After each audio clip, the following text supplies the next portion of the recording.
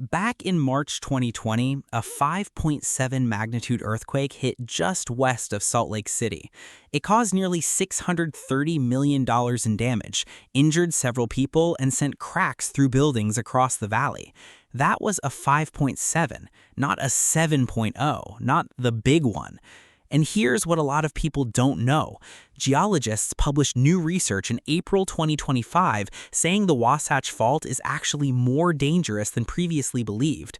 The fault runs 240 miles directly through Salt Lake City, and scientists at Utah State University found the fault rock is weaker than earlier models assumed. That means when it goes, and they say it will go, it could hit harder than older estimates suggested. Now, that geological reality is quietly colliding with the Salt Lake City condo market, and buyers, sellers, and lenders are all starting to feel it. Let's start with what's actually under these buildings. Salt Lake County sits in what engineers call Seismic Design Category D. That's the classification for areas at high risk of significant seismic shaking. According to Utah's current building code, which adopted the 2021 International Building Code, any new construction in Salt Lake, Davis, Weber, and Utah counties has to meet strict lateral force resistance requirements. Shear walls, reinforced foundations, structural connections, all of it designed with a major quake in mind. But here's the problem. A huge portion of the existing housing stock was built before those standards existed in any meaningful form. Seismic codes only started becoming serious in Utah in the 1970s. Anything built before 1975 is essentially in another category altogether, and a lot of those structures are unreinforced masonry, brick walls with no steel reinforcing inside. According to FEMA and the Utah Division of Emergency Management, the state has an estimated 140,000 unreinforced masonry structures sitting along the Wasatch Front right now. That number includes homes, businesses, schools, and yes, multi-unit residential buildings, some of which were later converted to condos. The Utah Geological Survey has modeled what a magnitude 7.0 earthquake on the Salt Lake City segment of the Wasatch Fault would look like. Their numbers are sobering. An estimated 55,400 buildings completely damaged, around $33 billion in short-term direct economic losses, and projections that roughly 61% of all buildings in northern Utah 12-county area would be moderately damaged or destroyed. That is the backdrop every condo buyer in this city is now stepping into, whether they know it or not. Here's where this stops being an abstract geological concern and becomes a real estate problem. When you buy a condo with a conventional mortgage, a Fannie Mae or Freddie Mac backed loan, the building itself has to meet what lenders call warrantable status. That means the condo project has to pass a review. And one of the things lenders are required to look at under Fannie Mae's current selling guide is whether there are significant deferred maintenance issues, critical structural problems, or large special assessments that could affect the property's value or the HOA's financial stability.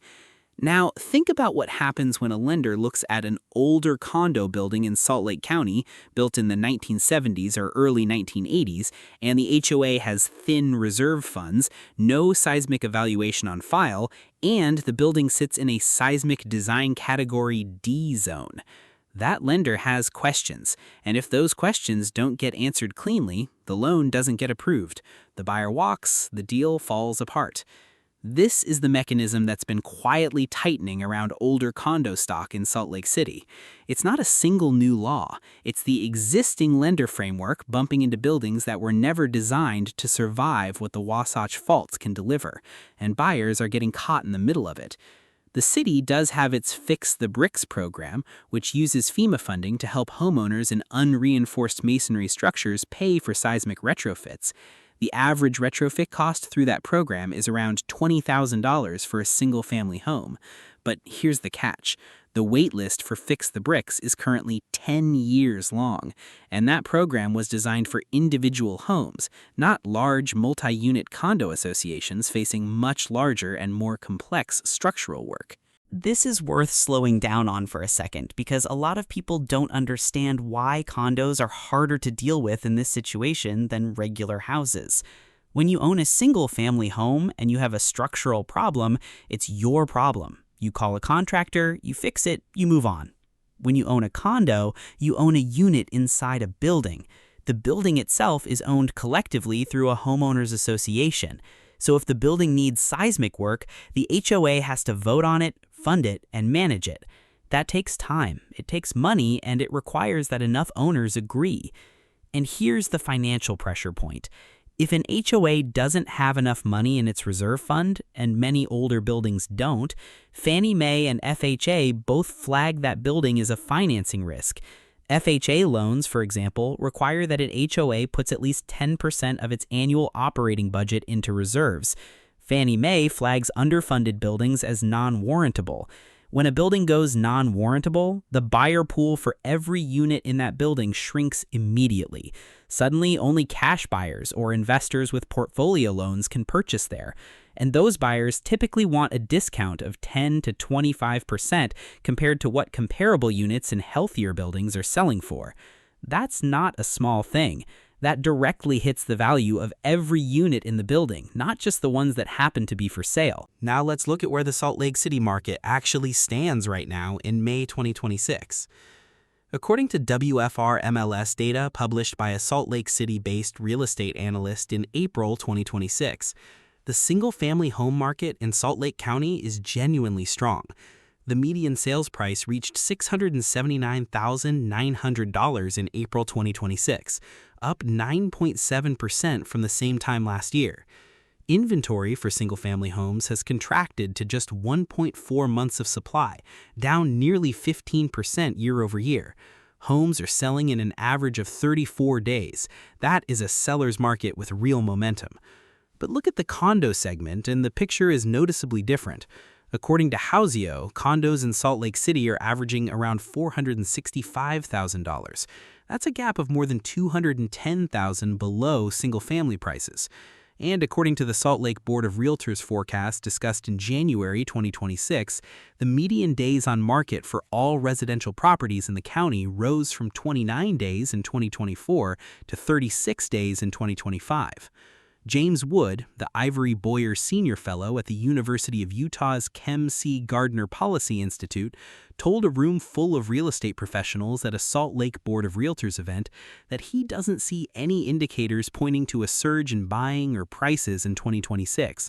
The market, in his words, is essentially running in place. Utah Association of Realtors President-elect Aaron Drussel told the Deseret News in April 2026 that the cooler market is actually a healthy correction after the COVID-era frenzy. He compared the pandemic buying boom to lighting a bonfire and pouring gasoline on it, and said nobody expected things to go the way they did. But for condo sellers sitting on older buildings right now, a cooler market plus seismic uncertainty is a difficult combination. As of May 2026, Salt Lake City's condo market is dealing with a pressure that doesn't show up cleanly in the headline numbers, but it's real.